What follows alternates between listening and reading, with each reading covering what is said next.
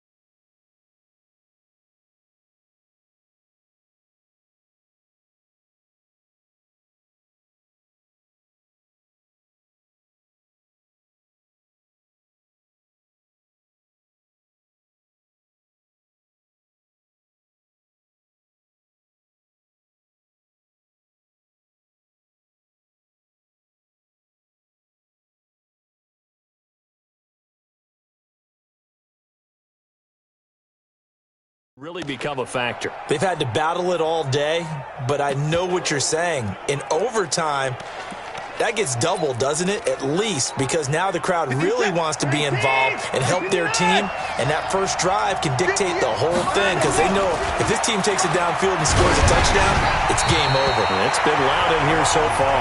Now the first play of the drive there is incomplete. I don't want to overhype it, but this is a big early season game, especially in overtime win. That can give you a big boost going forward in the season. It certainly can, and I don't think you're overhyping it because cliches go out the window when you start to play overtime. And you're right, the winner of this game now, that's an extra boost moving forward, and it actually is an extra hurt for the team that loses because normally you shake it off, but in this situation, it lingers a little bit longer. And they need 5 yards on third down here to keep this opening drive of OT alive. Over the middle, that's caught by QT.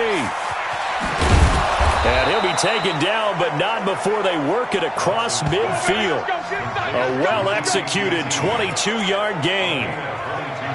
Quarterbacks love slant routes because the receivers are breaking right into their line of vision, and receivers love them as well because they're getting the ball on the move and able to catch it and try and get upfield and gain additional yardage.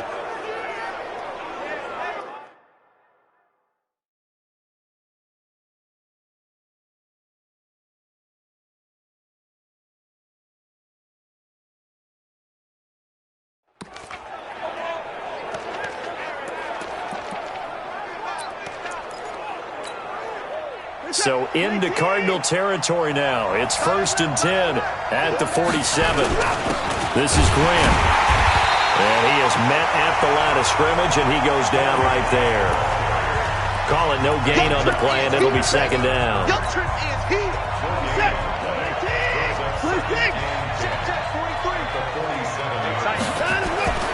Throwing on 2nd down.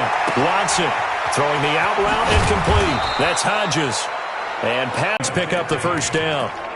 He's padding his already great numbers here in overtime. More importantly, though, moving his guys downfield. And I think that's exactly what's going through his head right now. Moving them downfield, putting them in a position to win the game. The stats, that's for the fantasy guys. I know they're enjoying that show. And he gets this one inside the 15, just a yard or two shy of the 10. A good pickup there, 21 yards. Offensively, back-to-back really nice plays. This defense, they've got 2 timeouts, maybe should burn one. Yeah, when you get back-to-back explosive plays, to me, anything over 10 yards, I don't care if it's a run or a pass, I count it as an explosive play. That sets your defense back on its heels. A timeout here would be a good idea and try and get themselves settled because we're in OT. This is big time. Now a throw to the end zone on 1st down, but it winds up incomplete. After the incomplete pass, here now is 2nd and 10. And he'll give it here to his running back. And he is in for the score. And it is absolute stunned silence here as they win it on the road in overtime.